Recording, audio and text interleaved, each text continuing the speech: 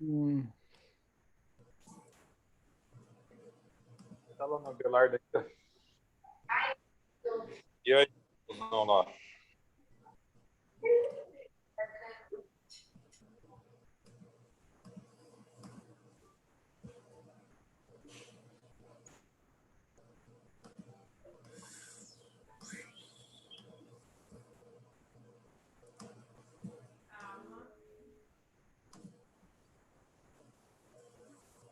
Tô ligando pro Carlos.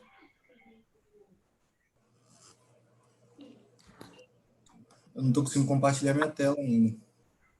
Sim, precisa virar co-anfitrião Ah, tá. e eu não consigo fazer isso para você, só o Carlos. Entendi. Tô ligando para ele. Ele tá numa outra aula. Então, vai entrar numa aula 8 horas. Uhum. Carlos, eu não consigo tornar o Caio anfitrião, co-anfitrião para ele projetar a aula, para ele compartilhar a tela. Eu preciso que você faça. Ah, agora já foi. Valeu. Ah, não, papel digital é bom. Valeu. Pronto. Acho que já deu. Tá vendo aí minha tela? Estou vendo.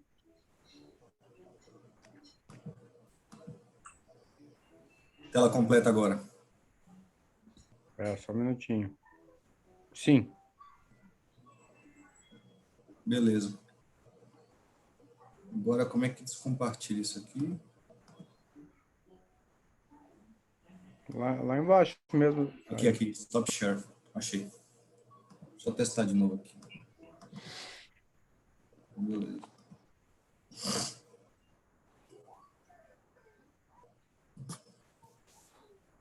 Tá no consultório? Não, cheguei em casa agora. Como é que tá as inscrições aí em Curitiba? Teve mais procura para o Safe Door do que para o Clinic Door. É? Uhum. O Clinic já fechou quantos? Ah, não sei dizer. Eu não fiz a entrevista com ninguém ainda. Ah, entendi. Como tá Maringá? Cara, tá devagar também. Fechou um por enquanto, tem mais 5 que falaram que vão fechar, mas até agora nada. O que que eu pensei depois pra gente ver? Se não fechar os 15, às vezes juntar Curitiba e Maringá, velho. Ainda tem Foz, né? Então, a gente às vezes faz um bem bolado aí para pelo menos começar a primeira vez, né? Sim, sem dúvida.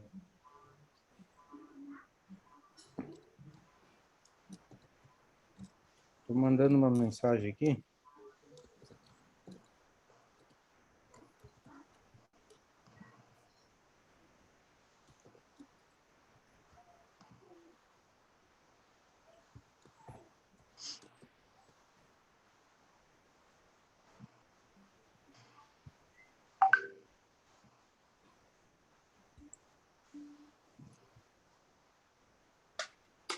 Né? Uhum.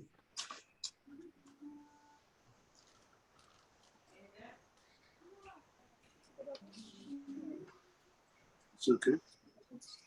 A maionese.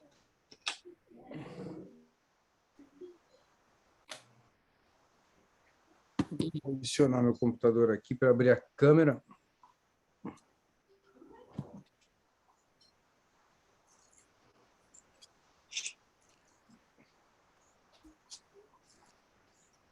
Ligar o ar-condicionado também, senão não vou aguentar aqui. Meu quarto bate sol de manhã, de tarde e de noite, se duvidar. Então, toda a casa fica em Curitiba, mas parece que o quarto fica em Maringá. Cara, Maringá é quente, viu, velho? Hoje tá quente aqui. Minha esposa é de Paranavaí, então já Nossa. fui muito a Maringá. E Paranavaí é o mesmo clima agradável. É o clima quente e o muito quente. Entendi. Maringá ainda fez um pouquinho de frio ano passado. Mas ano passado fez um pouquinho de frio em todas as cidades, né? É. O que o Rio Grande do Sul e a Argentina está experimentando é o que Maringá é o resto do ano.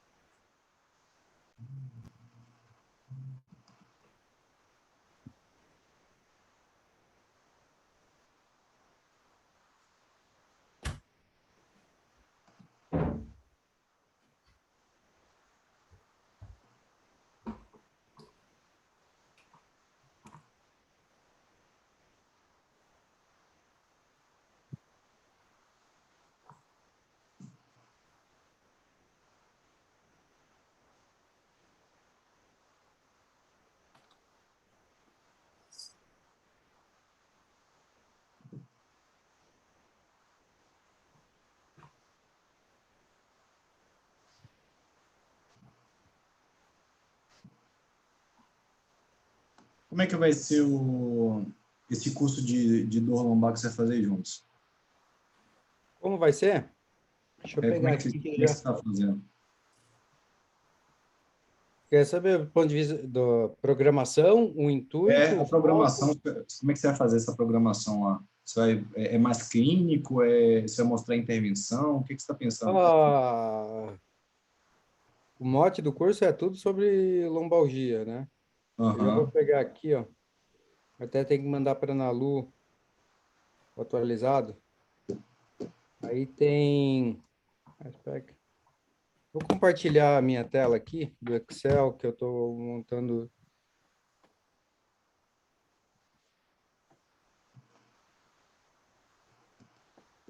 Deixa eu ver. Compartilhar a tela. Excel. Opa, não é esse. É outro. Esse é do Endodorm.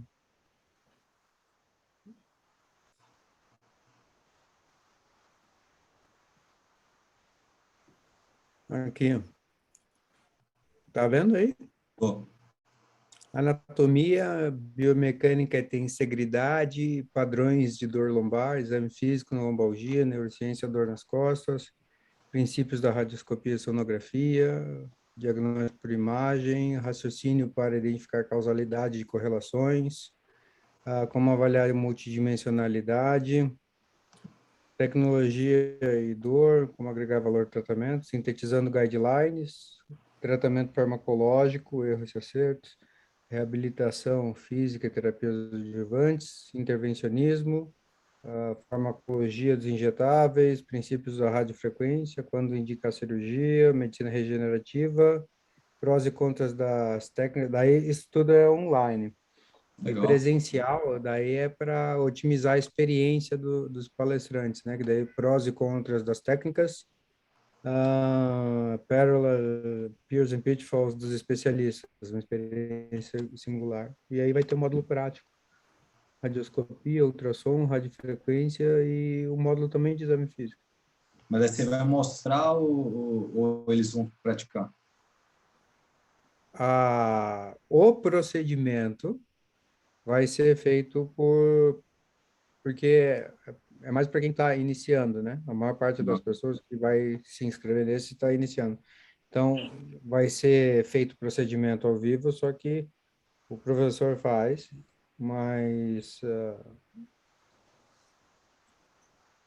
Mas aí depois tem os outros cursos, né? Legal. Da Singular. Tá bem completo, hein? Então, é por isso que eu não fui para dorsal cervical, foi para pegar o mais frequente da coluna, né? A lombar. Então, vamos falar tudo da lombar. Vamos dissecar a lombar. Uhum.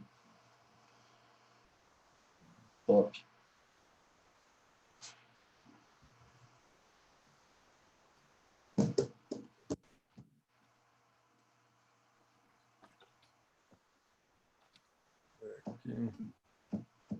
Esperar dar 8 horas pra gente começar, né?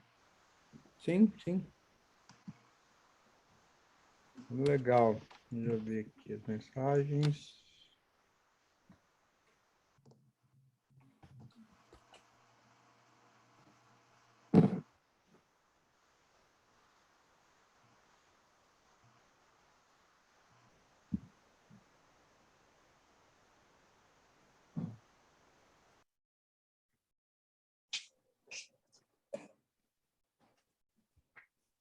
Coisa.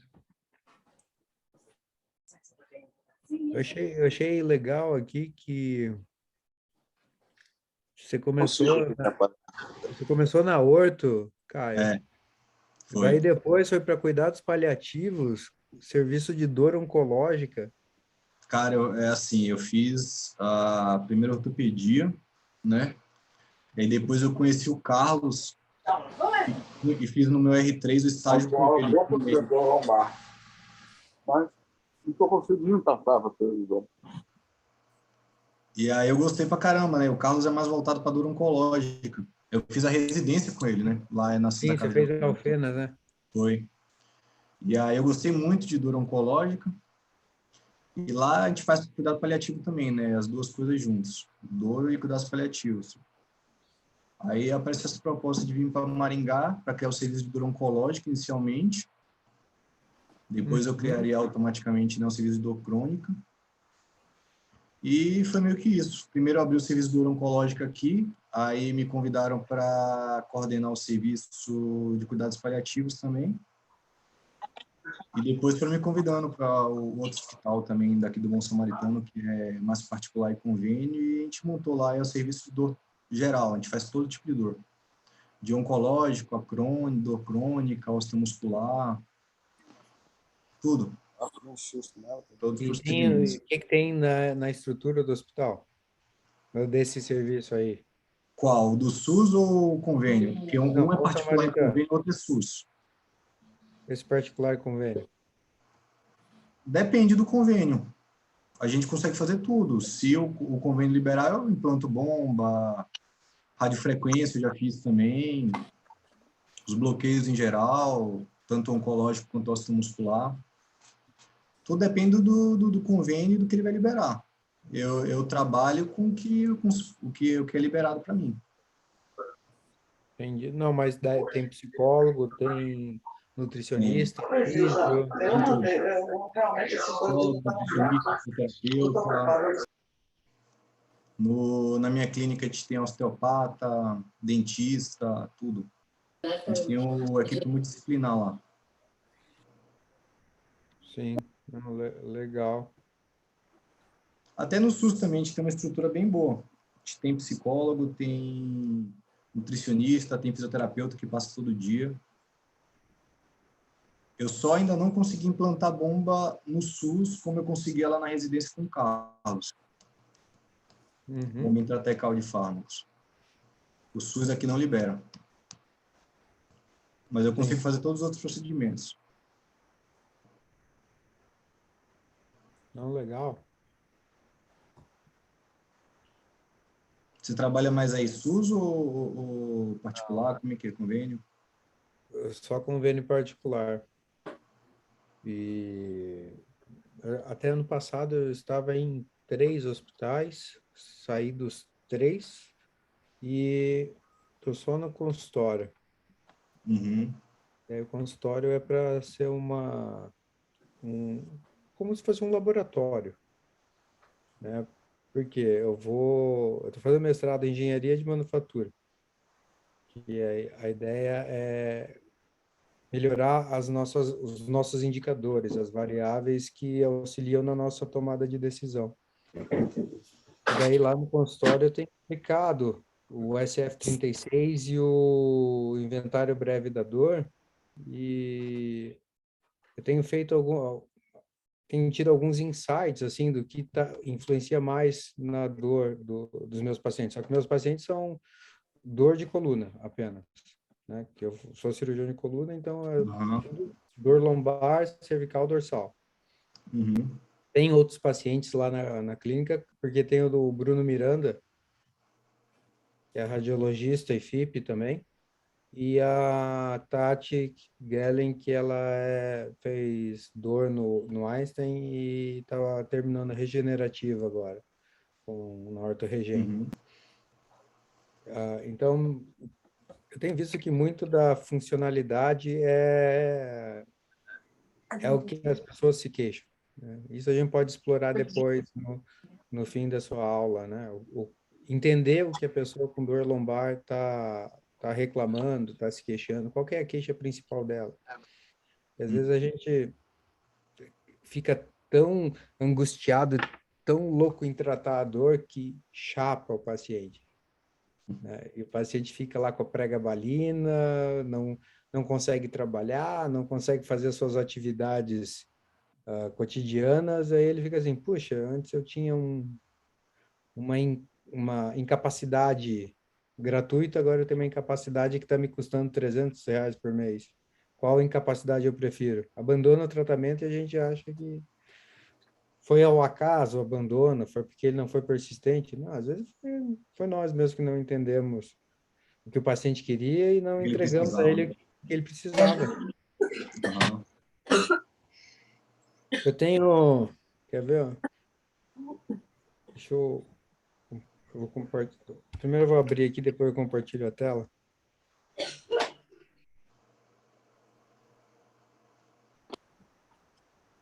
Eu vou abrir aqui meu BPI. Só vou tirar o nome deles. Eu aplico o SF-36 em paciente oncológico, lá no ambulatório. Eu estava pretendendo fazer o mestrado, e aí eu comecei a fazer uma análise, principalmente em paciente com câncer de mama, de tratamento e tal, antes do serviço de dor implantado e depois, os procedimentos. Olha lá. Os meus pacientes com SF. E daí para o Raw Scale lá do SF, né, capacidade funcional, aspectos físicos, do estado geral, para ficar fácil no meu dia a dia com os meus pacientes, eu fiz uma formatação condicional das tabelas. Ele exporta direto do site para minha planilha, e aí com a formatação condicional, ele já fica bem visual, né? Aham. Vê aqui, ó. Tem 472 respostas de SF. Caramba. E o BPI, então tem aqui, ó, eu criei até uma variável aqui, deixa eu só... Porque aqui eles informam através do número lá, né, do mapa na dor.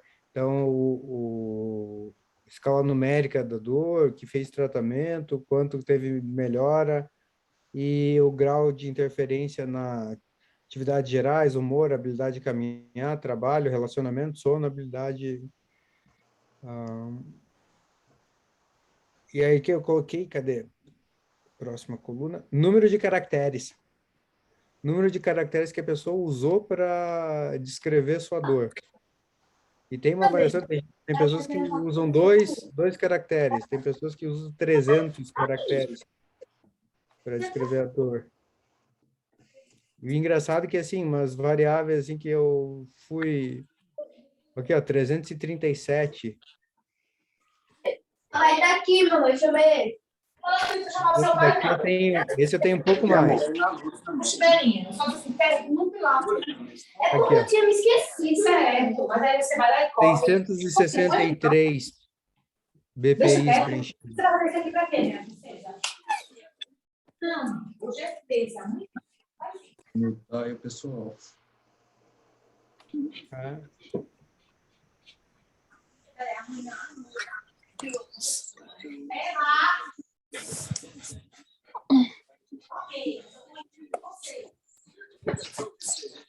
Um minutinho para dar 8 horas. E Caio, 8 horas eu vou te apresentar, vamos conversar por uns 5 minutos para 8h05 nós iniciarmos Não a tá. aula. Ok? Colocar. Não.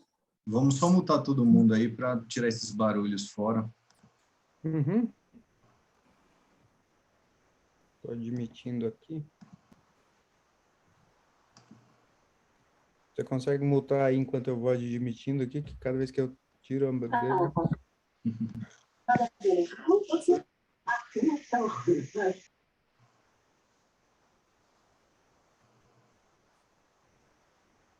Aí.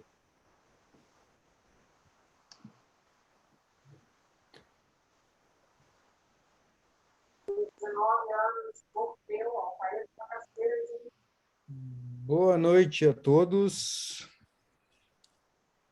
Fico noite. muito feliz com a presença de cada um de vocês, fico muito feliz com a audiência. Já temos 30 pessoas conectadas às 8 horas da noite. Há 2 anos atrás, lives, eventos assim eram novidades, então todo mundo estava louco para ver. Hoje em dia é mais usual, né? Mas nem todas as lives são iguais, nem todas as lives têm algo que pode melhorar a nossa prática clínica, nem todas as lives podem ajudar a sermos melhores pessoas, melhores médicos e melhorar a qualidade de vida das pessoas. O Caminho Sem Dor é algo que foi criado para levar conhecimento, disseminar o conhecimento, compartilhar, né, a experiência que todos têm, né, todos os palestrantes têm. Então, não é uma verdade universal, é a opinião, experiência de cada um, obviamente, embasado em muita ciência, né, ninguém inventa algo, né, nós só praticamos o que nós vemos, lemos e observamos que tem resultado, tem impacto na vida de todos. Então, hoje, na noite de hoje, eu gostaria de que se apresentasse o Dr. Caio Souza. Ele é ortopedista e traumatologista do Hospital Universitário Alzira Avelano. Ele fez residência em Medicina da Dor na Santa Casa de Alfenas, hoje Singular Alfenas. Fez fellowship em cuidados paliativos na Santa Casa de Alfenas. Coordenador do Serviço de Cuidados Paliativos do Hospital Santa Rita, em Maringá, criador de serviço de dor oncológica no Hospital Santa Rita, junto com a doutora Fernanda Beato, é médico da dor do Hospital Samaritano e preceptor da residência de ortopedia e traumatologia do Hospital Santa Rita e Bom Samaritano de Maringá. Então, formação ortopedista, mas ele tem o foco nos pacientes com dor crônica e nós vemos cada vez mais ortopedistas atendendo e fazendo dor crônica, né? Eu acho que é muito legal isso e quando eu era residente, eu me formei há 15 anos, então há 15 anos atrás, quando eu estava entrando na residência, quase nenhum ortopedista sabia tratar dor, né? Sabia que dor era parte de um sintoma lá de uma osteoartrose, de uma osteoartrite, de alguns problemas ortopédicos e que existiam diagnósticos diferenciais que alguns falaram, isso aqui agora vá com reuma. Dava uma dor no coração nessa época. Felizmente, tem pessoas como o Caio aí para mudar o estigma do ortopedista ortodoxo que um dia eu já fui. Isso é bem interessante, Jonas, porque realmente na minha residência eu não tive nada sobre dor, nada, não tive na faculdade nada sobre dor. E a primeira experiência que eu tive sobre dor é quando eu acompanhei o pessoal da neurocirurgia, que era quem fazia coluna lá no Hospital Universitário, E o pessoal fazia uns bloqueios, já achava massa pra caramba os bloqueios, mas eram uns bloqueios à cega. O pessoal enfiava a agulha lá, fazia uma pele e nem sabia onde que estava enfiando a agulha. Eu já achava massa pra caramba. Eu falei, pô, que legal, o pessoal fazendo bloqueio. Até que eu fui fazer um estágio, né, no meu R3 com o Dr. Carlos Marcelo, na residência, e eu vi o mundo que era dor, que a gente não faz nem noção, né? E aí eu decidi que eu ia me dedicar à dor, realmente é uma paixão, a dor. Tô vendo até que meu R+, aqui, Lucas Campos, está aí também, ele acabou voltado para a dor também, eu acho que é ele, né? Lucas Campos, formou comigo e foi meu R+ em ortopedia também, amigo meu. Então, assim, o Carlos foi o cara que abriu a minha cabeça para a medicina da dor. E hoje eu não trabalho praticamente mais com ortopedia, eu não faço cirurgia, trabalho exclusivamente com dor, mas eu faço todo tipo de dor oncológica, dor é o Lucas mesmo, ele respondendo aí. Fala aí, irmão.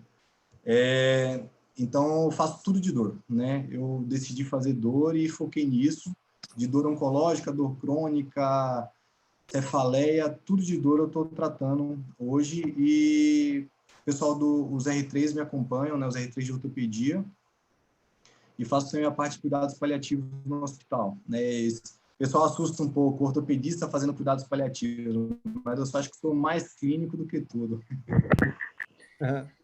Legal, muito legal.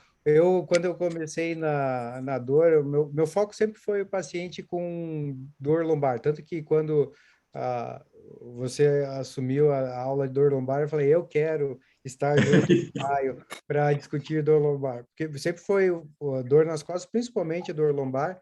E então eu comecei assim, o tradicional, né, que fazia sempre, daí assim, não, tem que ter algo mais. Aí eu fui fazer bloqueios, né, intervencionismo, e aí eu fui o primeiro ortopedista a ter o título do FIPP, né? Uhum.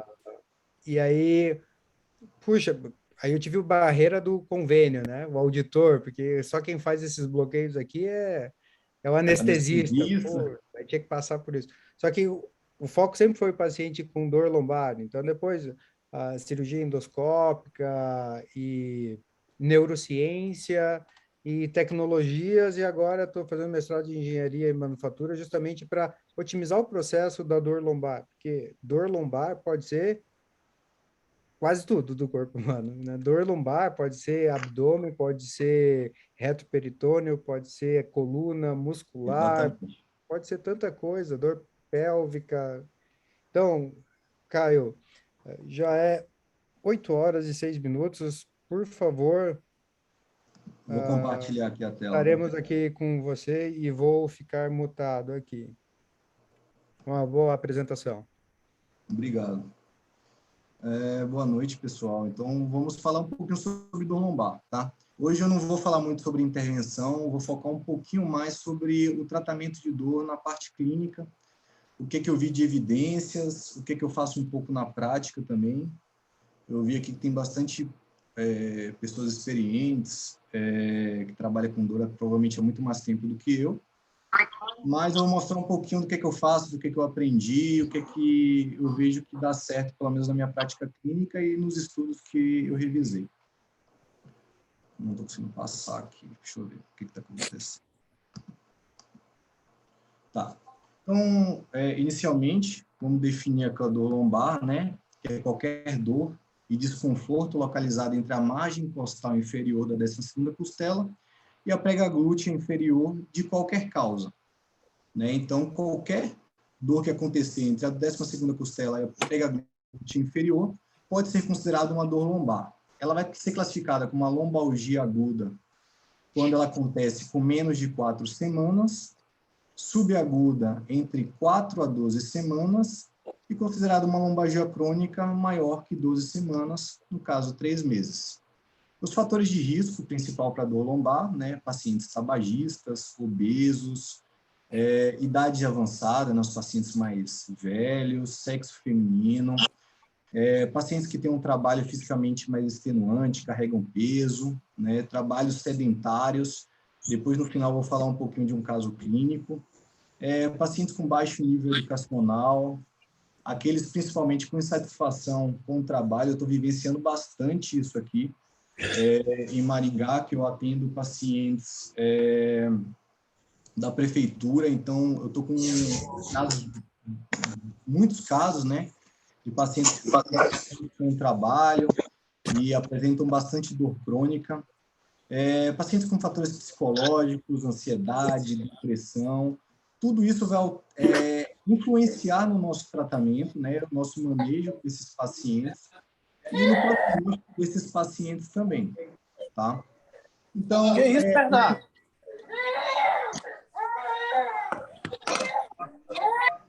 a etiologia, geralmente, a causa vai ser... Caio, por favor, ativar o som.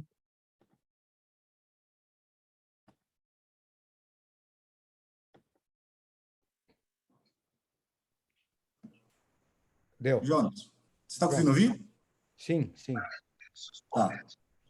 Então, menos de 1% dos pacientes vai apresentar uma etiologia grave, como síndrome da cauda equina, um câncer, infecção. Eu sou 1, 2, 3. A deficiência resultante de dor lombar é mais comum do que qualquer outra causa, né? Até pacientes com 45 anos. Ele vai perder apenas para as artrites, com pacientes de idade entre 45 e 65 anos. E a partir de 65 anos começa a regredir essas queixas, né, de lombalgia do paciente, estimando que 84% dos adultos vão ter uma dor lombar em algum momento da vida. A principal causa vai ser uma dor lombar aguda, que é a mais comum, geralmente é autolimitada com duração inferior a 3 meses. Vou falar um pouquinho mais para frente sobre os tratamentos de dor lombar aguda e dor lombar crônica, tá? E a incidência de dor lombar vai ser maior na terceira década de vida. Essa prevalência geralmente aumenta até os 60 e 65 anos de vida e diminui gradualmente a partir dos 65 anos de vida. Então, na consulta desse paciente, né, a gente precisa fazer uma anamnese detalhada desse paciente, e o que eu vejo muito é que as pessoas não param nem para ouvir o que o paciente está contando. Muitas vezes, eu vejo os residentes atendendo, e eles não deixam o paciente falar, eles começam a questionar o paciente e não conseguem chegar a um diagnóstico, não deixam o paciente se expressar. Então, a gente tem que fazer nessa anamnese detalhada, descobrir o tipo de dor que o paciente tem, né? Quando começou a dor, como esse paciente caracteriza a dor, o tipo de trabalho que esse paciente realiza, se ele tem patologias prévias, para a gente começar a fazer um raciocínio clínico e chegar a uma conclusão para fazer o melhor tratamento desse paciente. Além de um exame físico detalhado, né, com os testes específicos, para a gente que é ortopedista, é mais tranquilo a gente fazer um exame físico desses pacientes. Eu vejo, às vezes, que alguns anestesistas que fazem dor têm um pouco de dificuldade ainda com os testes, mas é de suma importância a gente fazer testes detalhados, né, examinar, colocar realmente a mão nesse paciente, para tentar chegar a um diagnóstico e diminuir a quantidade de exames solicitados, né? Muitas vezes eu vejo gente já chegando direto, pedindo uma tomografia, uma ressonância para esse paciente, e às vezes ele tem uma dor aguda, que não tem essa necessidade, não teve um histórico de trauma ou algo do tipo, né? Então, assim, primeiro fazer uma anamnese bem completa desse paciente, para a gente caracterizar essas dores que esse paciente tem, ver as patologias, um exame físico bem detalhado, e aí, se necessário, a gente solicitar algum exame de imagem complementar para chegar a alguma conclusão, né? A gente tem a radiografia, que é muito boa para ver a parte óssea, geralmente a gente vai pedir com o paciente que teve algum trauma, não tem tanto déficit. A tomografia, a gente consegue pegar uma parte mais específica, né, da parte óssea, mais detalhada, se tiver alguma dúvida.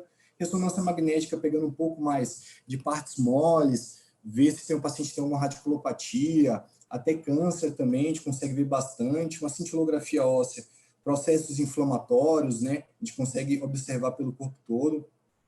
Câncer também, ultrassonografia a gente usa um pouquinho menos, mas ele também é muito útil para a gente investigar partes moles, alguma alteração muscular, linfonodos ou algo do tipo. Então, basicamente, uma consulta com o paciente, uma anamnese detalhada, um exame físico e, se necessário, uma complementação com imagem para esse paciente. Então, a gente tem algumas origens de dor, né? a dor facetária, que ela que ela é bastante comum nesse paciente, geralmente vai ter uma clínica de um paciente que começa de manhã com uma dor e vem melhorando durante o período do dia, né? Dor discais, que é a dor mais comum, né, dos pacientes, entre hérnias, compressões. A dor muscular, que muitas vezes a gente deixa passar. A dor muscular, às vezes, é bastante incapacitante para alguns pacientes, e a gente confunde, às vezes, com alguma ciatalgia. Já vi pessoas confundindo com cólica renal, algo do tipo. Às vezes a dor glútea é mais importante que ou, por exemplo, uma hernia de disco encontrada por acaso em uma ressonância.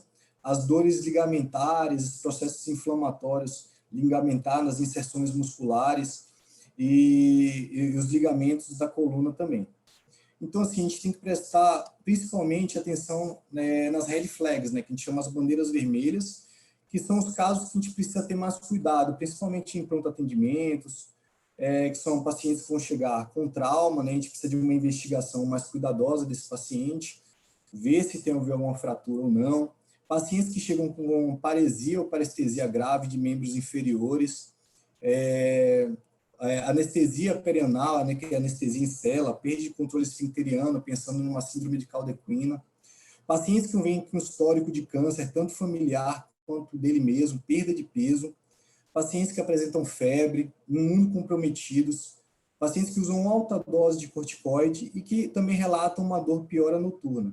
Então, essas são algumas bandeiras vermelhas que a gente tem que prestar bastante atenção quando o paciente vem para a gente, né?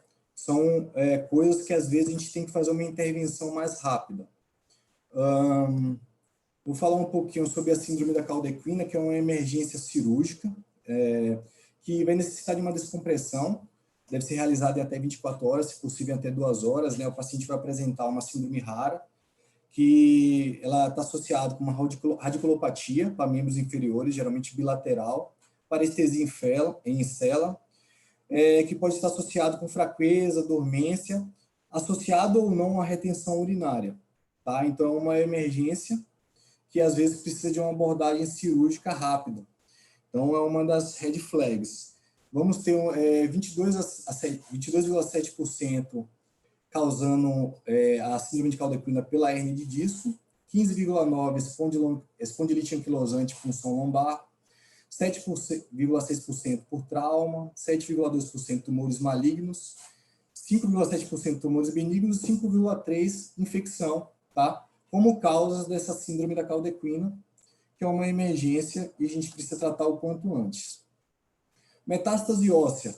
A gente tem que prestar bastante atenção em pacientes com histórico oncológico, principalmente em câncer de próstata, mulheres com câncer de útero, câncer de mama, e que tem como principal local de metástase a coluna. E tomar cuidado também nesses pacientes de risco no nosso exame, né? O exame físico, porque a gente pode acabar causando umas fraturas patológicas nesse paciente. Então, tem que observar se o paciente tem histórico de câncer familiar ou ele mesmo já teve histórico de câncer. Os abscessos peridurais são causas mais raras, mas uma causa séria, tá, de dor lombar. Ele vai apresentar sintomas de febre, mal-estar, que são inespecíficos, e com o tempo vai sendo localizado, né, na região mais afetada, que pode seguir de radiculopatia. Isso pode acontecer bastante nas funções, cirurgias de coluna, né? Abordagens cirúrgicas, eles podem causar esse abscesso epidural. Eu tive um caso interessante que um neurocirurgião amigo meu fez uma cirurgia de coluna, o paciente evoluiu com uma dor lacinante, que não melhorava com medicação nenhuma. Depois, esse paciente ficou internado, né? E a gente entrando com medicações altas, né? Altas medicações, metadona, morfina, entramos com Transter, que o paciente não melhorava. Ele teve que fazer uma reabordagem cirúrgica e observou que teve um abscesso epidural, ele teve que drenar esse abscesso, depois a paciente foi regredindo, melhorando a radiculopatia que ela teve, tá? É uma causa rara, mas tem que ser prestado atenção também. A osteomielite, né?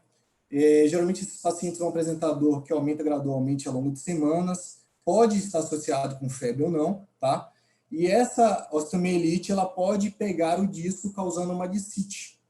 vai apresentar um desconforto no local e essa dor pode ser bastante lacinante. Eu tive alguns casos desses na residência. O paciente teve que ficar bastante tempo internado no hospital tomando antibiótico para ter uma regressão da dor e uma melhora do quadro clínico. Tá? Não é tão incomum a osteomielite. Outra causa de dor também é a estenose espinhal, né? Que ela vai ser induzida por deambulação. O paciente para, há uma melhora dessa dor, né? Também essa dor melhora com a inclinação para frente ou sentar. E é patognomônico a pseudoclaudicação ou claudicação neurogênica, tá? Muitas vezes a gente consegue melhorar com tratamento fisioterápico, algumas medicações, infiltrações também, mas se o paciente não tem uma melhora e vem acontecendo uma progressão da claudicação, dos distúrbios neuropáticos, às vezes é necessário fazer uma descompressão dessa lesão. As fraturas por compressão vertebral. Alguns pacientes vão chegar para a gente assintomáticos. Tive vários casos de que foi, depois de muito tempo, o paciente fez um exame de imagem e descobriu que ele teve uma fratura, tá? Nunca teve um quadro clínico. Ele foi ter dor por outro motivo e foi um achado, né?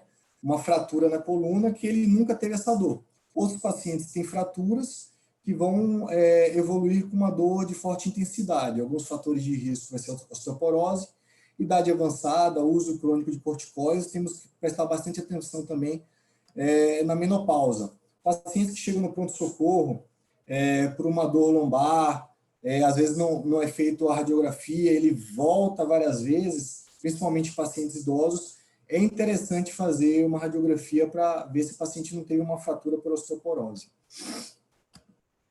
A radiculopatia, né? Ela é causada principalmente por um comprometimento funcional de uma ou mais raízes, geralmente por causa de uma hérnia de disco, ou estenose espinal degenerativa, que pode levar a uma compressão da raiz. Geralmente vai apresentar seu período agudo entre 4 a 6 semanas, né? Ele vai ter aquela clássica clínica, né, de uma dor lombar com irradiação para membro inferior, geralmente com um teste de Laseg positivo, e responde bem a corticoide. Eu vou falar um pouquinho mais sobre o tratamento agora, tá? Tratamento de dor lombar aguda. Geralmente ele vai ter uma melhora espontânea entre 2 a 4 semanas, sem precisar fazer muitas modificações, entrar com muitas medicações, e geralmente autolimitado a dor lombar aguda. Vamos usar analgésicos simples, anti-inflamatórios, e a principal é a modificação das atividades, que vai ser os pilares do tratamento para esse paciente, né? Mobilização progressiva do membro, principalmente com especialistas. Isso vai acelerar o processo de melhora da dor e recuperação desse paciente. Então, o tratamento farmacológico. Analgésico simples, a gente pode entrar com dipirona, paracetamol. Eu gosto bastante do Dividol também, eu tenho bastante respostas bacanas com esses pacientes. Os anti-inflamatórios, ele é nível de evidência A, tá?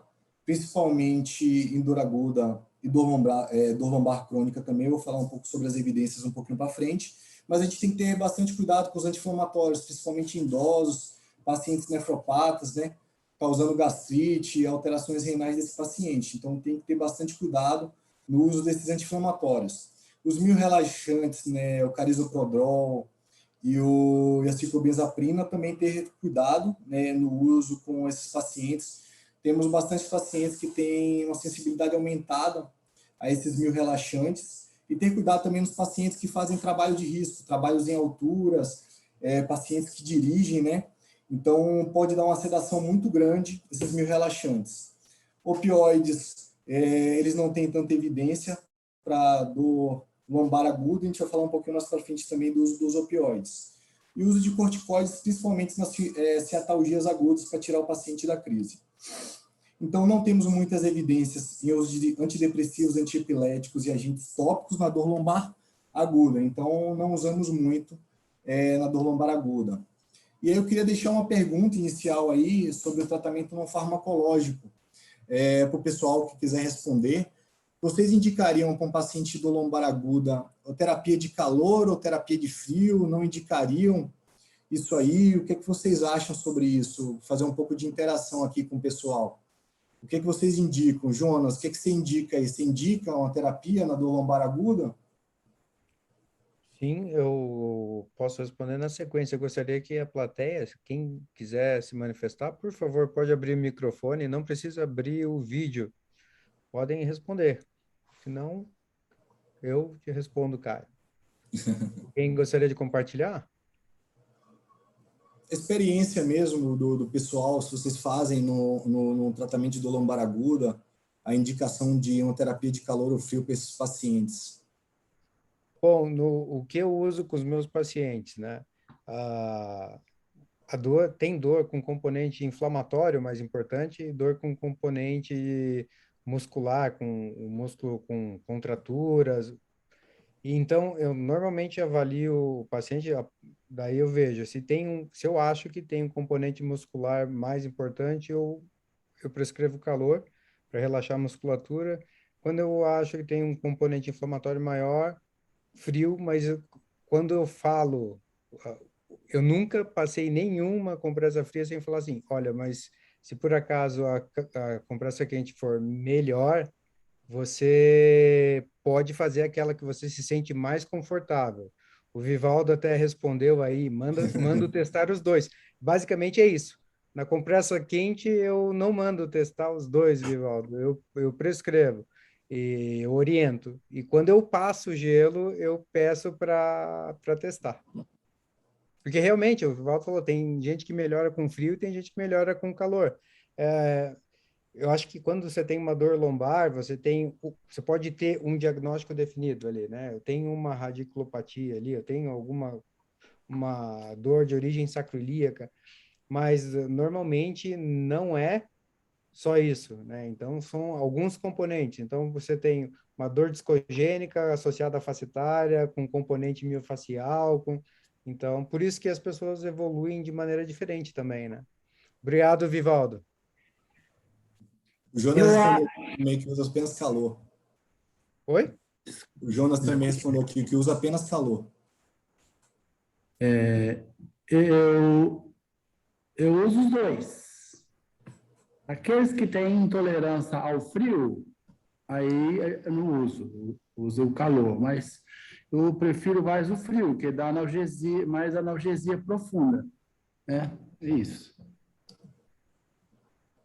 Eu vou passar um pouquinho. Pode falar, Jonas.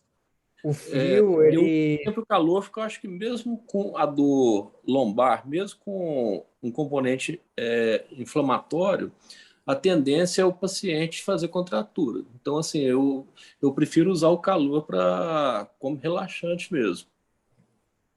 Sim, sim. Ó, o André colocou intercalando frio e calor. Assim, por que que funciona a compressa fria ou quente, né? O calor relaxa a musculatura, de fato.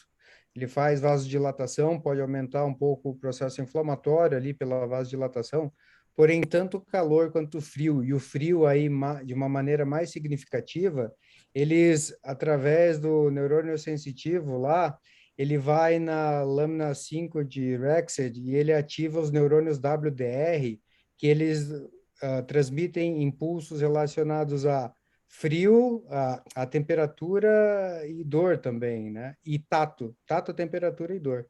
E por isso que aquele gelo milagroso que é utilizado nos campos de futebol, quando você faz, a pessoa teve uma lesão, um entorse de tornozelo ali, uma contusão bem importante, mas passa aquele gelo, melhora a dor, porque a ativação maior das terminações relacionadas à temperatura, elas se sobressaem ao input nociceptivo. Então, o frio tem um papel, sim, importante na dor. O calor, ele relaxa mais a musculatura, mas o frio tem também função para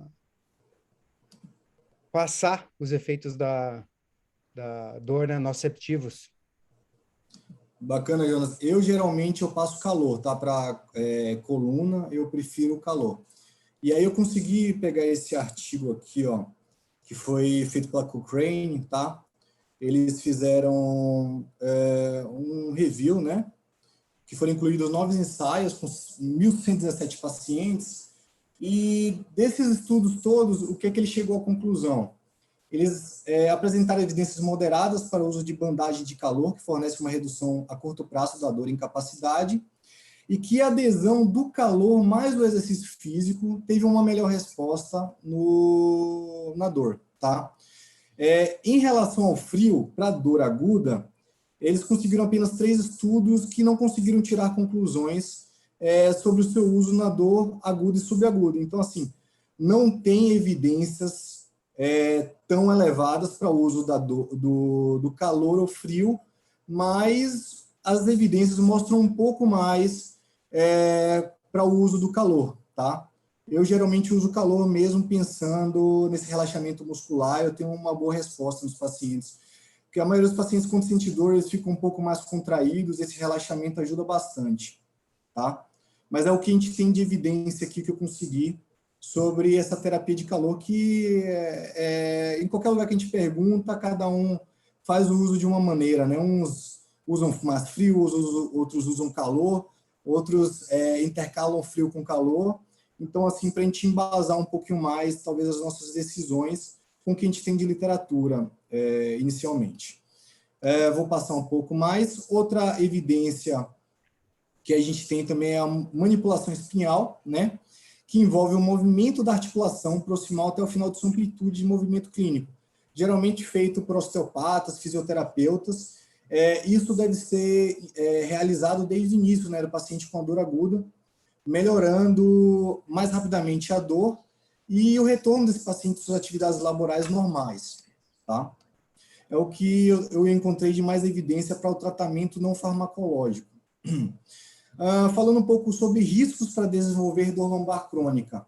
A gente tem bastante componentes psicológicos preexistentes para essa evolução da dor aguda para a dor lombar crônica, né? Pacientes que somatizam mais também têm essa prevalência maior nessa cronificação. O comportamento de enfrentamento desse paciente, então, é muito comum a gente ver pacientes com dor lombar aguda querendo ficar só na cama, não querem fazer atividade, porque acham que a atividade vai causar mais dor para ele. Esse paciente fica mais em casa, não quer sair, às vezes ele quer também já atestado para faltar ao trabalho também, e todo esse comportamento de enfrentamento influencia muito no resultado para a cronificação da dor, né? O comprometimento funcional também, se o paciente tiver, por exemplo, uma fratura, uma dor aguda para uma fratura oncológica, metástase, vai influenciar também bastante nessa cronificação. Presença de outros tipos de dor crônica e o que a gente estava falando antes, insatisfação ou estresse no trabalho. O paciente somatiza, o paciente quer atestado, quer afastar do trabalho, quer se aposentar, isso acaba diminuindo, o paciente não faz os exercícios, não usa as medicações corretamente, não faz o que precisa ser feito para melhorar essa dor, né, e reabilitar. Então, para o tratamento de dor crônica, a gente, na primeira linha farmacológica, a gente vai ter os analgésicos simples, né? Assim como na dor aguda, paracetamol, dipirona, o Dividol, anti-inflamatórios até 2 semanas. É meio complicado o anti-inflamatório, porque esse paciente, geralmente, quando chega na dor crônica para a gente, ele já usou muito anti-inflamatório, ele já foi infiltrado com corticoide várias vezes, já tomou muitas medicações, né? Então, eu não uso muito anti-inflamatório na dor crônica, mas é nível de evidência A, eu vou falar um pouquinho sobre as evidências de cada medicação para frente, né? Anti-inflamatório é nível de evidência A, tanto na dor aguda quanto na dor crônica, mas ele pode ser indicado até 2 semanas, tendo aqueles cuidados, pacientes nefropatas, pacientes mais idosos, né? Tentar evitar o uso desses anti-inflamatórios. Na segunda linha farmacológica, a gente também vai ter os relaxantes, ter cuidado com os idosos, para eles não terem quedas, pessoas mais sensíveis também, que trabalham à altura. A gente tem bastante evidência no uso da duloxetina. Caso o paciente não responda com duloxetina, a gente pode entrar com tricíclicos, tá? Ou também gosto bastante dos triciclos em pacientes com problemas de sono, dificuldade para dormir. Eu gosto de indicar, às vezes, o tricíclico antes da duloxetina. Uso de um opioide fraco, o tramal, não tem tanta evidência para dor crônica, mas pode ser empregado. Os gabapentinoides e a pregabalina também. Então, aqui a gente tem uma revisão do Asian Spain Journal de 2017, mostrando as evidências, né, das medicações. Então, a gente tem os anti-inflamatórios com evidência A para dor aguda e dor crônica, acetaminofeno, evidência A também para dor aguda e dor crônica, os opioides com evidência B para dor aguda, evidência A para dor crônica, o I é inespecífico, tá? Então, a buprenorfina é indicada como evidência A para dor crônica, os benzodiazepínicos B para as duas, antiepiléticos B na dor aguda, C para dor crônica, os relaxantes musculares B para os dois, tricíclicos B para os dois, né? O relaxante carisoprodol, ele é mais indicado para dor aguda, inespecífico para dor crônica. Então, aqui é um pouco de evidência, né, para a gente embasar um pouco mais a nossa prescrição. Então, basicamente, anti-inflamatórios, acetaminofeno, opioides, a gente pode entrar com benzodiazepínicos, relaxantes musculares, né, tricíclicos, para a gente fazer, tentar tratar essa dor dos nossos pacientes com medicações. Então, o tratamento da dor lombar crônica tem um nível de evidência A também, aconselhamento de autocuidado e exercício físico. Então, a gente vai perceber que tanto na dor aguda quanto na dor crônica, o exercício físico é fundamental, né? O entendimento do paciente sobre a patologia dele, explicar como esse paciente deve enfrentar, né, essa dor para ter uma melhora, tem uma evidência bastante grande, né? A necessidade de manter esse paciente sempre em atividade, conforme tolerância, independente da duração da gravidade, e muitos pacientes necessitam de um acompanhamento psicológico, né? Com terapia, às vezes, cognitiva comportamental. Porque os pacientes ficam naquela, eu tinha uma vida, eu trabalhava bastante, hoje eu não consigo trabalhar, o paciente não faz o que precisa ser feito, não vai fazer atividade física, o paciente acaba ficando depressivo, dificuldade de dormir, tudo isso vai piorando, né, essa dor lombar e dificultando esse tratamento para o paciente. Então, aqui também do Asian Spinal Journal, de 2017, a gente vê que na dor crônica, a informação é evidência A. Então, a gente tem que informar bem esse paciente sobre a patologia dele, como deve ser o paciente e o que é que ele deve realizar para fazer enfrentamento a essa doença. Educação e o cuidado a si próprio, né, evidenciar para dor aguda e dor crônica. Indicar atividade física também, evidenciar para dor aguda e dor crônica. A reação do paciente é extremamente importante também, ele tem que reagir. E também fala um pouco de descanso na cama para dor crônica, mas a gente tem que explicar para o paciente que não é só para ficar na cama, né? E ele tem que reagir e fazer atividade física. Agora eu queria entrar com outra pergunta também para a plateia, para o Jonas. O paciente chegou para você e falou, doutor, eu quero comprar uma cama ortopédica. O que vocês falam para esse paciente? Vocês indicam uma cama ortopédica para ele, um colchão mais duro, um colchão mais macio, um colchão médio? O que vocês fazem na prática clínica de vocês em relação a um paciente que chegou perguntando sobre a cama, se a cama influencia, né, na dor? O que vocês fazem?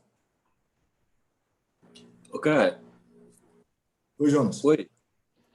Só voltando um pouquinho ali, em relação a usar calor ou frio, como você tinha falado ali, a dor lombar é um negócio meio mais complicado. Assim, não tem dúvida em relação, quando falou assim, de tornozelo, joelho, ombro, um caso de trauma, um caso de entorse, você usar frio nos primeiros dias, depois se entrar com calor para reabsorção.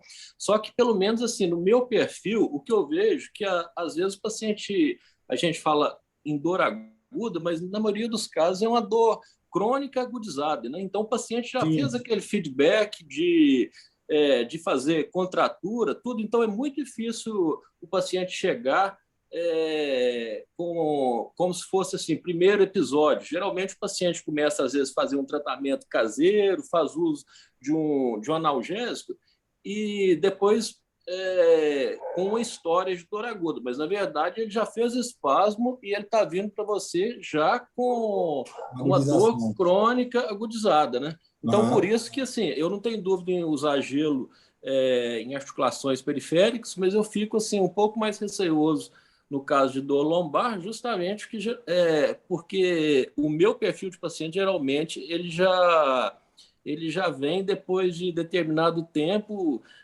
e mesmo queixando, assim, que tem pouco tempo de dor lombar, mas, no meu ponto de vista, ele já vem apresentando esse espasmo, entendeu? Sim, com certeza. A maioria dos pacientes que chegam para a gente é uma agudização da dor, né?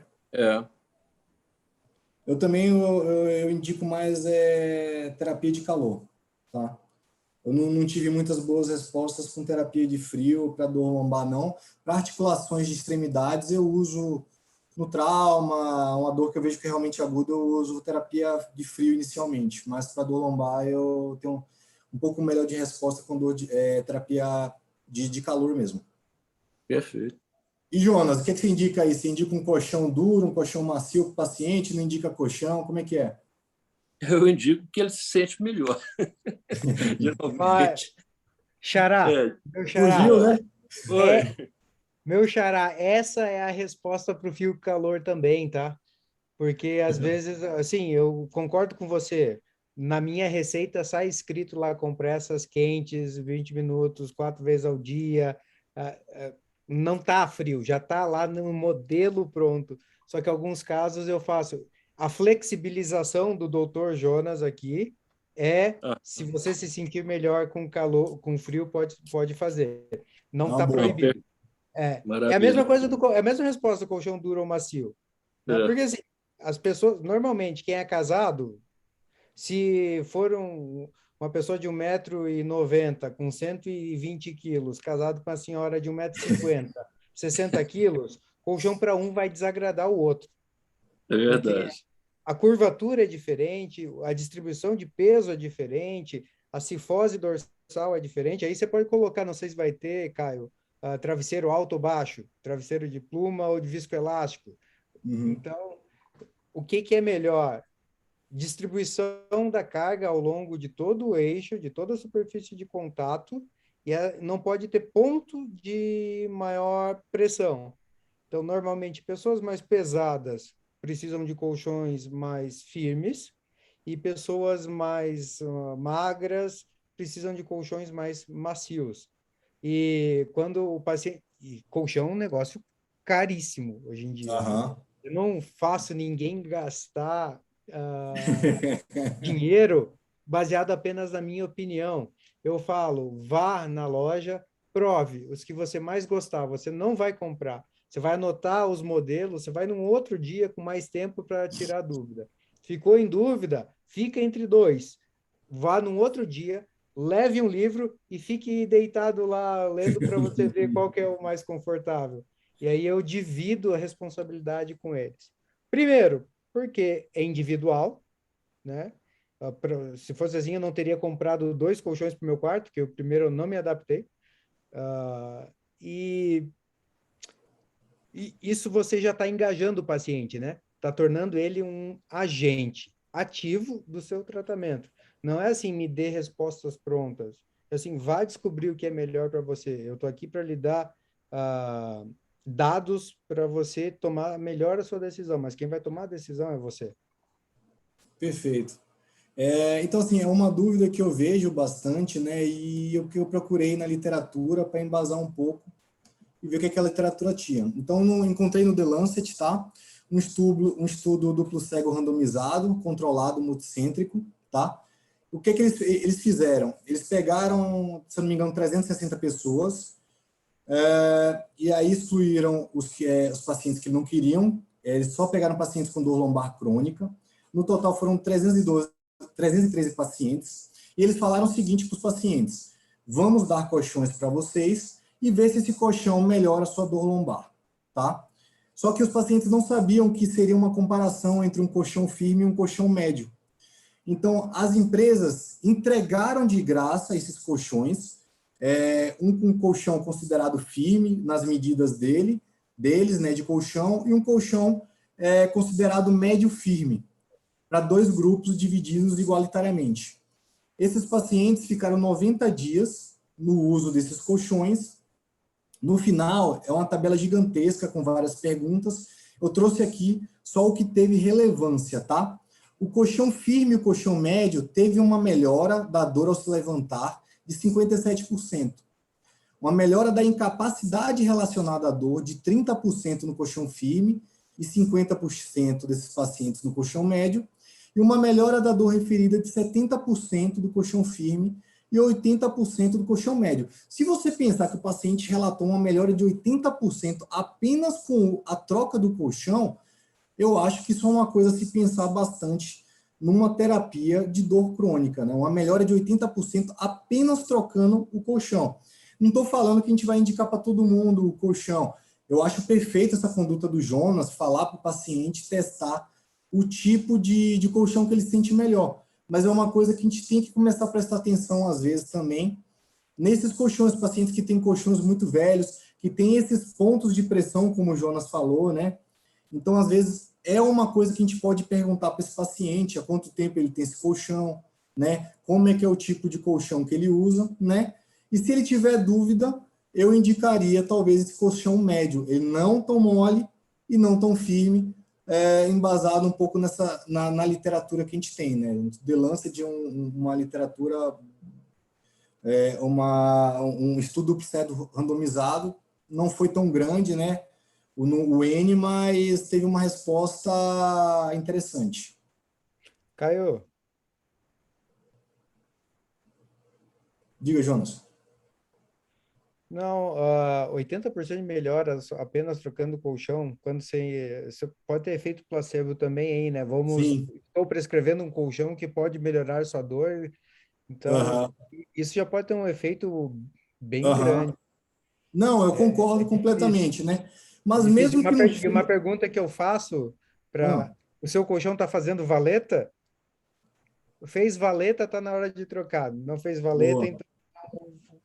Pode até ser que o paciente não refira essa melhora tão importante como fala o estudo, mas se tiver uma melhora que ajude, né, sem o uso de medicação, eu acho que isso é uma coisa que tem que ser levada em consideração. Eu só estou trazendo esses questionamentos, né, de calor, frio, colchão, porque são coisas que realmente a gente pensa e não tem uma resposta para isso. Então, acho que é uma discussão que eu achei interessante, até contraditória às vezes, e mostrar o que cada um faz, né?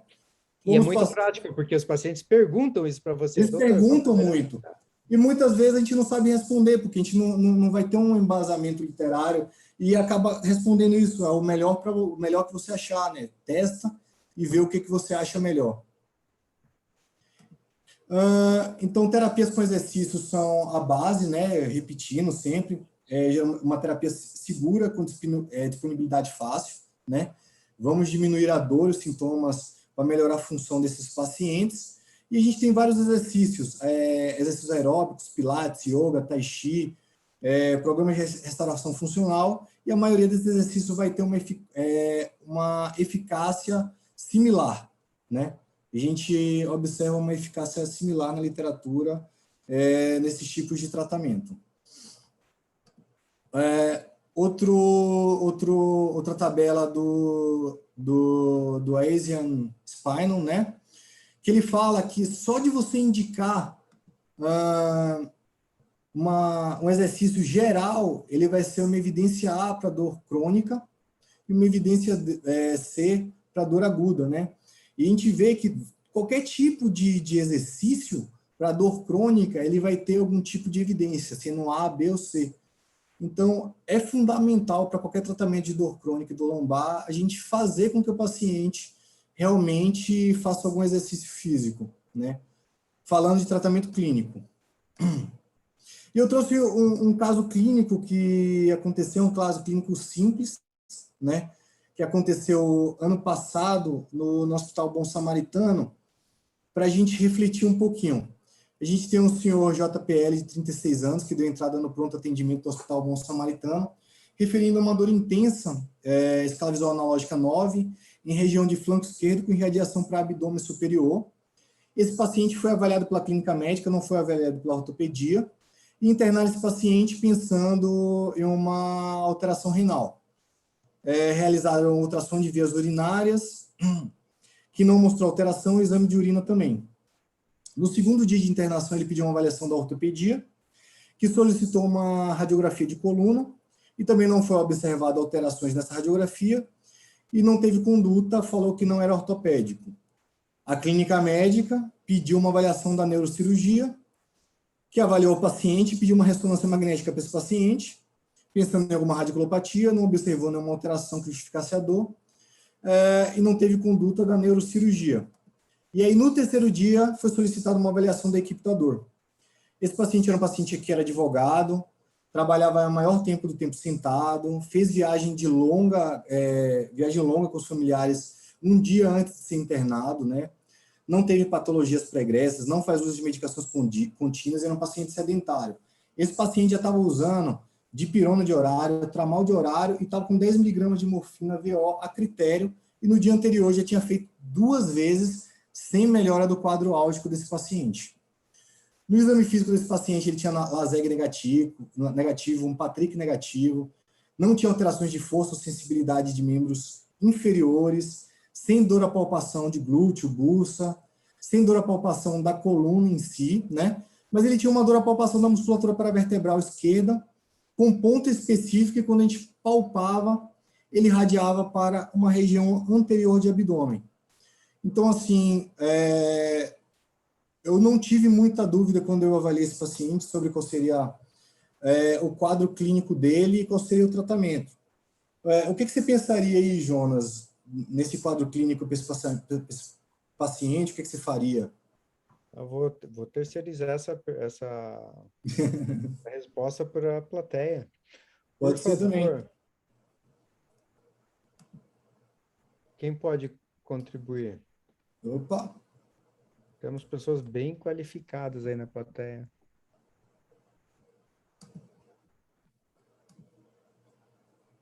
O André Ângelo, você não gostaria de conversar? Porque antes de vir esse slide, você já postou algo que eu estava vou falar concordando com você. O DN4 ele não tinha alterações neuropáticas nenhuma, tá? Me perguntaram do DN4. Quando eu fiz o exame físico desse paciente, foi tão claro para mim que nem o DN4 eu fiz para ele. Ele não tinha hiperalgesia, ele simplesmente tinha uma dor à palpação, né, e uma área bem específica da musculatura paravertebral, com irradiação para membro ou para a região de abdômen superior. Então, assim, como a maioria deve ter pensado, era um ponto gatilho. Também. Tá? O Pedro também colocou ponto gatilho. Era uma síndrome miofascial. E para vocês pensarem, ele passou por um clínico que pediu ultrassom e exames de urina. Passou por um ortopedista que pediu um raio-x. Passou por um neurocirurgião que pediu uma ressonância. Então, o paciente fez 3 exames, né, complementares para um ponto em gatilho, que apenas com a palpação era muito fácil de se identificar. Quando eu cheguei, o paciente relatava que continuava com a dor EVA9, mesmo usando dipirona, tramal, morfina, ele não estava com relaxante muscular, não tinha feito nenhuma outra terapia. Eu simplesmente fiz um agulhamento desse paciente, né? Eu gosto de usar lidocaína também quando eu faço o agulhamento. O paciente relatou na mesma hora uma melhora de 85% da dor. Depois, eu mantive ele internado por mais um dia, iniciei uma terapia de calor, depois de umas 2 horas do procedimento, para não ter risco de sangramento, iniciei a ciclobezaprina para esse paciente. No dia seguinte, o paciente me relatou uma melhora de 95% da dor, porque, segundo ele, 100% só Deus. Então, o paciente foi para casa sem dor nenhuma, exatamente por causa de um ponto em gatilho, né? Uma dor miofascial, sendo que ele passou por 3 especialistas, né? Não eram qualquer especialistas, era neurocirurgião, cirurgião de coluna e um clínico geral, se não me engano, era ele era geriatra. Então, o paciente ficou 3 dias internado por causa de uma dor, síndrome miofascial. O André Ângelo tem uma pergunta, você pode responder aí, Caio? Que daí eu gostaria depois de ir para outro rumo dessa conversa. Calor, André vaso- Ângelo, desculpa falar sobre calor e sangramento. Calor vasodilata e corre mais risco de sangramento? Qual a experiência? Então, eu nunca tive sangramento, principalmente no agulhamento. Eu espero um pouco, vejo se o paciente teve muito sangramento no agulhamento, por exemplo. Como ele era uma contratura muscular, eu preferi não fazer terapia de frio. Esperei um pouco, iniciei a terapia de calor. O paciente não fez hematoma no local e teve uma boa resposta. Mas, obviamente, se o paciente for um coagulopata, a gente tem que ter cuidado com essas terapias de calor, né? Agulhamentos, o paciente pode sangrar, fazer hematoma no local. Mas esse paciente não tive problema, não. Com a terapia o agulhamento, nunca tive problema. Nossa, tá passando. Você faria Caio, alguma outra coisa, Jonas? não, eu acho que tudo que você fez aí eu faria. O que eu queria pegar um gancho nisso daí é que em dois momentos da sua apresentação, você falou de insatisfação no trabalho, falou de estresse também, e você imagina um advogado, né? Então, uma pessoa que já tem um nível de estudos muito bom, que está com uma dor severa, que está deitado e que não vê uma resposta, já passou por especialistas, os especialistas, mais de um especialista, não deu um diagnóstico, não deu um tratamento e simplesmente passou remédio. O que que acontece? Você vai ficando mais tenso, né? Mais preocupado. Isso daí, ele acaba influenciando no funcionamento do seu sistema nervoso central. Então, lembrando da teoria da neuromatriz, né, descrita por Melzack, que é a neuromatriz, ela pode atingir um padrão de funcionamento que ele vai perceber ameaças ao binômio corpo-eu, né? Self-body. Então, essa ameaça, ela não é uma ameaça simplesmente por nocicepção. Essa ameaça pode ser uma ameaça à autointegridade, então uma ameaça, será que eu vou ficar sem andar? Será que eu vou conseguir no emprego? Será que eu vou ser mandado embora com a pandemia? Será que como é que eu vou sustentar a minha família se eu for mandado embora?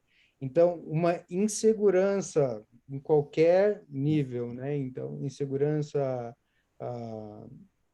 física, uma insegurança psicológica, uma insegurança social, né?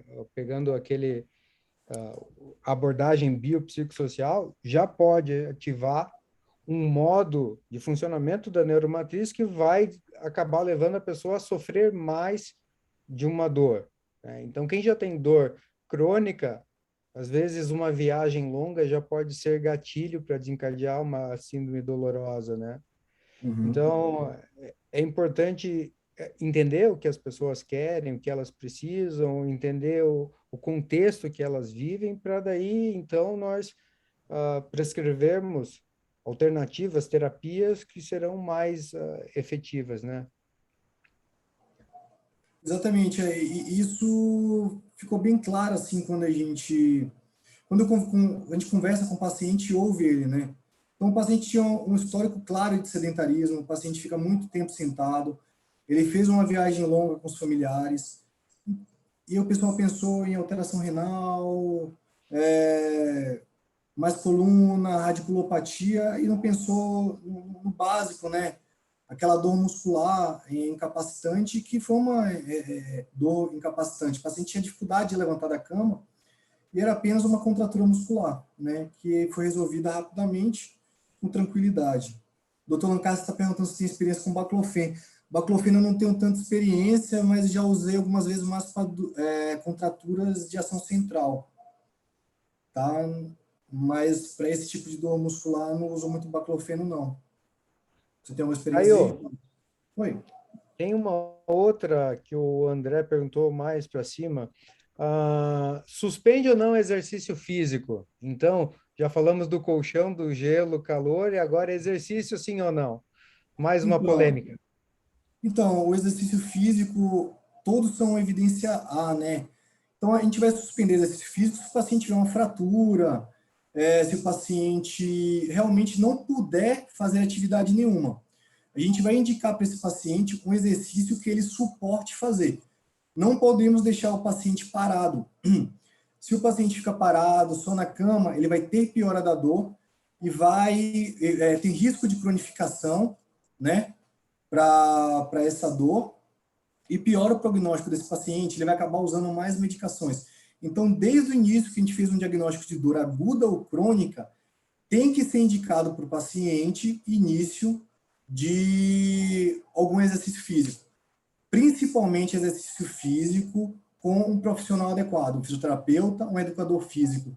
Porque eu vejo muitos pacientes, principalmente pacientes idosos, que chegam para mim, nunca fez atividade física nenhuma, falam, doutor, beleza, eu quero fazer a academia. Aí você pergunta, tá, você já fez academia alguma vez? Ele falou, nunca fiz academia. Tá, mas você vai procurar um personal para te indicar? Ah, não vou fazer com personal, eu faço lá na academia. Então, é uma pessoa que nunca treinou, né? Nunca fez academia, uma pessoa que não tem conhecimento nenhum de biomecânica e vai querer chegar lá na academia e pegar peso. A gente sabe que a maioria das academias vai ter um professor lá de academia que ele vai estar lá só para vigiar a academia, ele não está orientando os pacientes. Então, grande chance desse paciente evoluir com piora da dor, né? Ou até causar uma outra dor, outra lesão nesse paciente. Então, eu tenho muito cuidado com isso aí, né? Por isso que eu gosto muito de indicar pilates para meus pacientes, porque geralmente o pilates é feito com fisioterapeuta. O fisioterapeuta já vai ter uma formação melhor, né? A depender uma hidroginástica para esse paciente. Então, eu tomo bastante cuidado na hora da indicação, o tipo de paciente, se é um paciente mais orientado, se é um paciente que vai ter condição de pagar um personal, se ele vai conseguir fazer uma fisioterapia, e deixo bem orientado esse paciente, os tipos de exercício que ele pode realizar para o tipo de dor que ele tem, tá? A Isabel está perguntando aqui, o diagnóstico de miofasciite é tão simples que em muitas ocasiões passa batido ou mesmo desacreditado por médicos. Exatamente, Isabel. A dor muscular, ela passa muito batido por muitos especialistas. Às vezes fazem diagnósticos de ciatalgias e o paciente tem uma tendinopatia de glúteo ou apenas uma contratura muscular ali do glúteo, uma dor em uma bursite trocantérica, uma inflamação em fáscia, e muitas vezes mal diagnosticada como uma radiculopatia. O colega lá faz uma ressonância, acha uma hérnia e fala, não, aqui é a hérnia que está causando sua dor. E muitas vezes não é só uma dor muscular que é facilmente tratada. Quanta síndrome pós-laminectomia nasceu de uma miofacial com disco Exatamente. de protrusão, né? Nossa, eu tenho muito caso de síndrome pós-laminectomia, viu, Jonas? Muitos casos. Esses pacientes não estavam sendo tratados. E, assim, a maioria está tendo uma resposta razoável com alguns bloqueios, epiduroplastia com epidurograma também, que eu faço, diminuindo pelo menos a quantidade de medicação que esse paciente está usando. Alguns têm até indicação de implante de bomba, mas alguns planos eu não consigo. Mas tem muitos casos, exatamente como você falou. O paciente vem, às vezes, com uma dor lombar, que não é radicular. O neurocirurgião vai lá, opera a coluna, o paciente não melhora. Vai lá, abre de novo a coluna, não melhora. O paciente procura outro cirurgião, que acha que o outro cirurgião fez errado a cirurgia, vai lá, abre de novo. E o paciente vai tendo fibrose, mais dor, né? Eu tenho vários casos de pacientes que operaram 4, 5 vezes a coluna e chegaram para mim andando com muleta, cadeira de roda, usando opioides altíssimos. Tive uma paciente que ela estava usando 40 miligramas de metadona, mais 80 miligramas de morfina para síndrome pós-laminectomia, extremamente constipada, né? Muita dificuldade de deambular. Era uma paciente que ela era técnica de enfermagem, então ela teve que parar de fazer o que ela gosta, que segundo ela amava ser técnica. Então ela entrou em depressão, ela já não conseguia ter mais relação sexual com o marido adorava andar de moto, ela já não conseguia andar mais de moto, né? Então tudo isso vai causando problemas para essa paciente, virando uma bola de neve, né? por erro diagnóstico simples. Então, a gente tem que primeiro pensar no simples, para depois ir evoluindo, né, nessa investigação, tentar tratamentos conservadores, tentar tratamento medicamentoso, fisioterapia, reeducação para esses pacientes. Muitos pacientes são pacientes sedentários, obesos, que não fazem atividade física, né? Tentar tudo primeiro antes da cirurgia. Eu gosto de indicar cirurgia depois que eu tentei tudo, né? A não ser naqueles casos de red flags, né? Que a gente tem que resolver o caso o mais rápido possível. Temos duas perguntas ali, só que já que você tocou no ponto red flags, o que eu gosto de usar, que fica mais fácil de memorizar, é o acrônimo do atum, né? Tuna Fish. Trauma, perda de peso inesperada, sintomas neurológicos, daí dos red flags que você colocou no seu slide, vários ali são sintomas neurológicos, idade acima de 50 anos, febre, uso de drogas endovenosas, uso de esteroides e história pessoal de câncer. Então, são 8 pontos. Se jogarem aí no Google Tuna Fish Red Flags, tem ali fácil. Então, é mais fácil para memorizar e perguntar. Dá para perguntar na sequência, assim, para o paciente. Até porque quando chega o uso de drogas endovenosas é mais chato, assim. O fish, eu vou numa tocada só. Se por acaso o senhor tiver algum desses pontos, febre, uso de drogas endovenosas, esteroides, história pessoal de câncer, por favor, me avisa. Eu não deixo para ele falar assim, não, eu uso. Que é mais fácil ele assumir quando está no meio do pacote do que quando perguntando individualmente. Então, tem ali do André, qual a experiência sobre o Mitru? Muitos pacientes reclamam muito de ressaca com ciclobenzaprina. Então, eu tenho bastante pessoas com sensibilidade de ciclobenzaprina. O que é que eu gosto de fazer? Eu gosto de associar a ciclobenzaprina com a cafeína. E também orientar o paciente a usar pelo menos umas 2 horas antes de dormir a ciclobenzaprina. Isso diminui a ressaca do dia anterior. Obviamente, cada paciente vai responder de uma maneira, né? Então, eu começo com uma ciclobenzaprina numa dose mais baixa, às vezes 5 miligramas uma vez ao dia, vejo como é que o paciente responde. Se ele não teve alguma ressaca, foi tranquilo, aí eu dobro, posso dobrar. Se ele começar a ter uma sonolência, eu associo com a cafeína. Às vezes eu boto 30, 60 miligramas de cafeína, dependendo da sensibilidade de cafeína desse paciente também. O Mitru eu uso muito pouco, então não tenho muito o que falar. Eu já tive paciente que usou e não teve problema. Caio, eu usei muito Mitru e depois que eu fiz aquele acompanhamento lá, os pacientes se queixam muito de perda de capacidade. Eles ficam realmente com ressaca, como o André falou. Então, eu uso Mitru agora em muito menos casos. Eu tenho usado aquela formulação de ciclobenzaprina com cafeína de 5 miligramas à noite, às vezes 12 em 12, e o Mitru usando menos.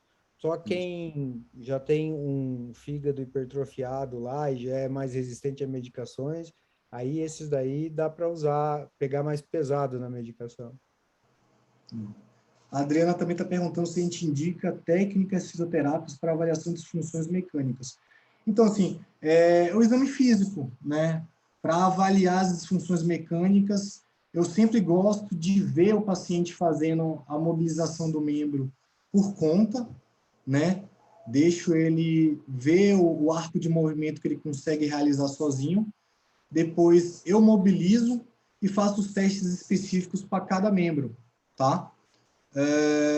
E a partir disso aí eu chego aos diagnósticos. Se necessitar, eu peço algum exame complementar, mas eu peço bem pouco exame complementar, tá? Só se eu achar que o paciente teve alguma lesão, eu achar que há necessidade mesmo de uma investigação mais profunda para eu pedir um exame de imagem mais elaborado, mas eu me sinto muito confortável com o meu exame físico para fechar diagnóstico e iniciar qualquer tipo de tratamento. Tá? Não tenho uma técnica fisioterápica específica para avaliação. São os testes ortopédicos, tá? Específicos para cada membro que eu utilizo, associado com a anamnese bem feita, o histórico do paciente, patológico, tudo associado para tentar fechar um diagnóstico mais correto possível, né? Se necessário, adicionando exames laboratoriais para assim chegar ao diagnóstico e fazer o tratamento. A formulação da ciclobenzaprina com cafeína, geralmente eu boto 5 miligramas com 5 miligramas de ciclobenzaprina com 30 miligramas de cafeína, ou se eu for entrar com 10, aí eu dobro a cafeína para 60 miligramas. Eu boto 10 miligramas de ciclobenzaprina com 60 miligramas de cafeína, para pacientes que não têm sensibilidade, e eu vejo que a contratura é importante. Essa formulação que eu faço. Caio, ali da questão das disfunções mecânicas, né? O que nós tivemos de biomecânica e avaliação é infinitamente menor a carga horária do que um fisioterapeuta. Então, eles são os profissionais mais capacitados para fazer essa avaliação, né?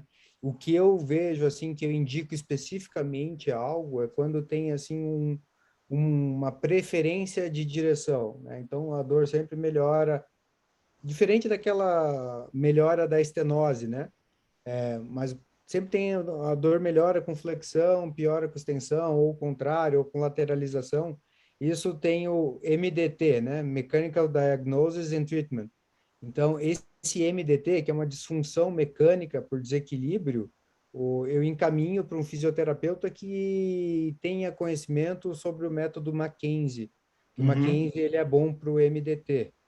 Tirando o MDT, eu sempre solicito a avaliação do colega fisioterapeuta, que ele é muito mais capacitado que eu para fazer essa avaliação. Assim, você com certeza é um especialista, você trabalha muito com dor lombar, né, Jonas? Então, você já tem uma visão diferenciada para dor lombar.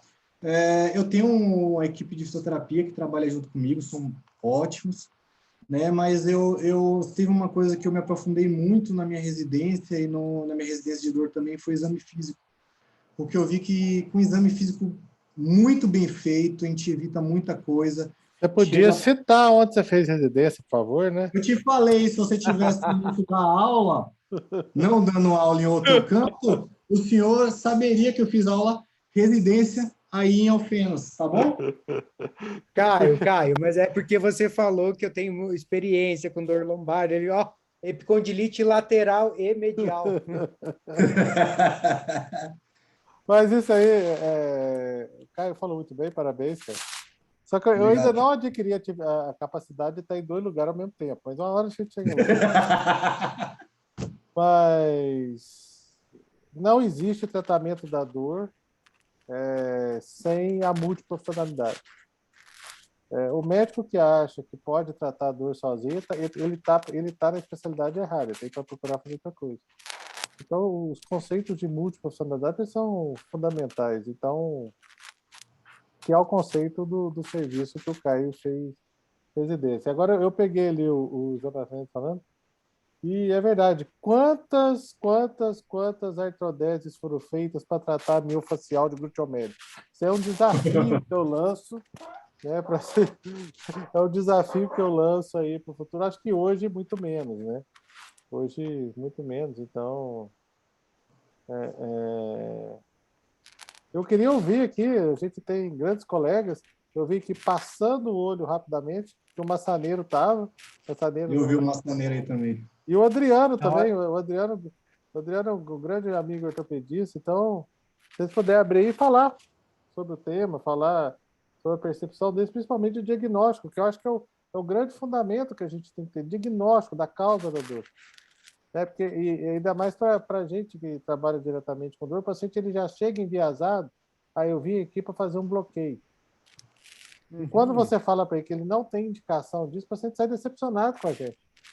Então, o diagnóstico ele é a parte principal, né, de tudo que a gente pode fazer de bom com o paciente, que é evitar ele de ser submetido a tratamentos desnecessários, né?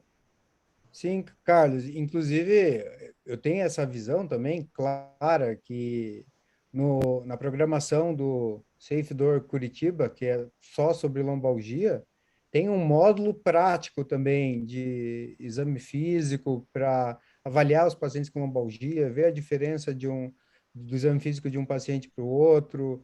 Quando, por exemplo, eu só estudo coluna há muitos anos, então Uhum. exame de ombro para mim quase tudo é positivo. Se eu pegar lá, o Gerber é positivo, o Pati positivo, o Jogo positivo, tudo positivo. Na coluna eu sei fazer, eu tenho uma sensibilidade melhor, né? Então, quando você treina, você vê o que é normal, o que é anormal patológico, e aí você consegue correlacionar com exames de imagem, com a história clínica. Então, os pacientes já chegam assim tentando induzir uma terapia ou, ó, doutor, eu trouxe aqui o exame para você ver a situação. Não, pera, vamos primeiro conversar, depois examinar, depois do exame, porque tem que estabelecer um nexo de causalidade entre o que você fala, o que eu encontro no seu exame físico, para depois correlacionar com o exame de Exame de imagem. imagem. Perfeito. Esse nexo de causalidade é importante. Quanto o disco preto abaulado virou artrodese, é porque faltou parte de correlação, nexo de causalidade entre sintomas e os achados dos exames. Infelizmente também, Jonas, o que eu observo muito é a superindicação de cirurgia, né? É uma coisa que eu aprendi, cirurgião indica cirurgia, a maioria das vezes, né? Caio, Obviamente tem vários especialistas, né, que procuram se especializar mais, procurar, mas no geral o cirurgião ele tende a fazer tratamentos mais cirúrgicos, né? Obviamente isso está mudando bastante com o aumento do conhecimento de dor e de outras terapias que antigamente não eram tão acessíveis. Sim. Ou tem uma frase que é muito legal, né? Para quem só tem martelo, todo parafuso é prego. Prego, isso. Então, eu já fui um marceneiro que só tinha martelo, né? Então, tem que ir atrás de outras ferramentas para fazer um trabalho diferenciado. E é exatamente o que o Carlos falou, a gente tem que trabalhar a multidisciplinaridade, né? Então, exatamente o que o Carlos fez em Alfenas, eu tento fazer aqui. Aqui a gente tem psicólogo, tem nutricionista, temos dentista, então várias especialidades, fisioterapeuta, osteopata, voltadas para essa multidisciplinaridade, né? Todo mundo avalia o paciente e vai agindo em conjunto para o bem do paciente, tentando reabilitar esse paciente, né? Fazer a reabilitação dele. Alguém mais tem alguma pergunta? A gente queria também falar um pouquinho sobre a nossa pós-graduação, tá? Clínica e Medicina da Dor, que é pela Simpem, tá? Ela vai ter no Brasil inteiro. Aqui tá algumas regiões que vão ter base para pós-graduação. É uma pós-graduação direcionada para o tratamento da dor clínico, tá? Ela vai ter módulo também falando um pouco sobre intervenção, mas ela vai ser um pouco mais amplo, voltado para tratamento clínico de dor geral do paciente. Dores osteomusculares, dores oncológicas, cefaleias e todos os tipos de dores, fazendo uma pós-graduação bem abrangente com aulas presenciais e online, tá?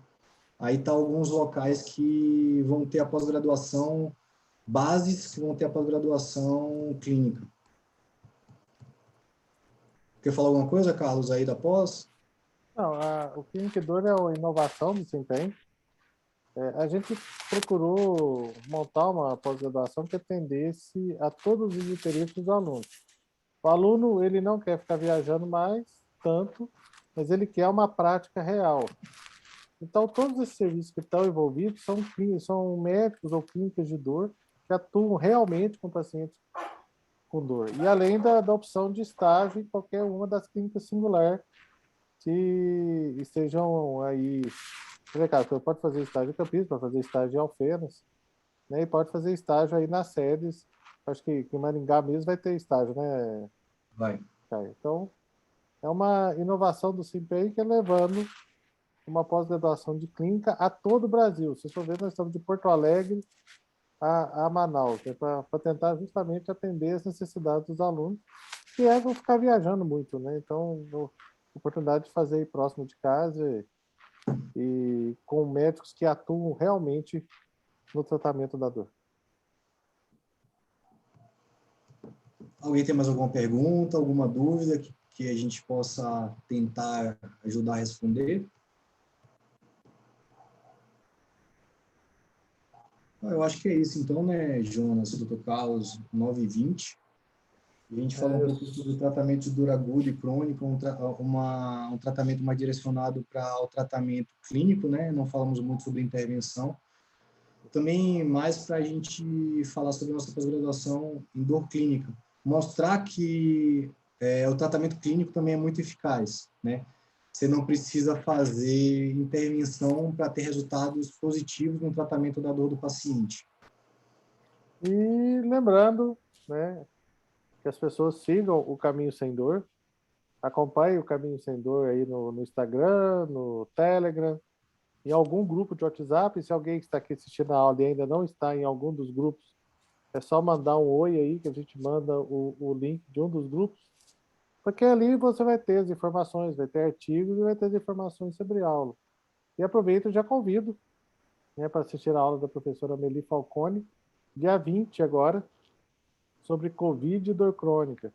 Lembrando que todos os eventos, aulas e publicações, compartilhamento de materiais científicos realizados pelo Caminho Sem Dor são inteiramente gratuitos, assim como essa aula, e agradeço a todos os professores que colaboram gratuitamente para ajudar a gente a tentar levar o conhecimento da dor ao máximo possível de profissionais desse país. Então, convido a todos a continuar aí acompanhando o Caminho Sem Dor. Muito obrigado, Caio. Muito obrigado, Jonas. Dia 20 nós temos aí a próxima aula com a professora Amélie Falcone. Valeu. Muito obrigado a todos. Muito obrigado, Caio. Valeu, Obrigado Jonas. a cada um que contribuiu. Jonas, meu xará, aí colaborou bastante com a aula. Muito obrigado. Boa noite. Valeu todo mundo. Obrigado, pessoal. Até mais. Um abraço. Um abraço, pessoal. Tchau. Boa noite.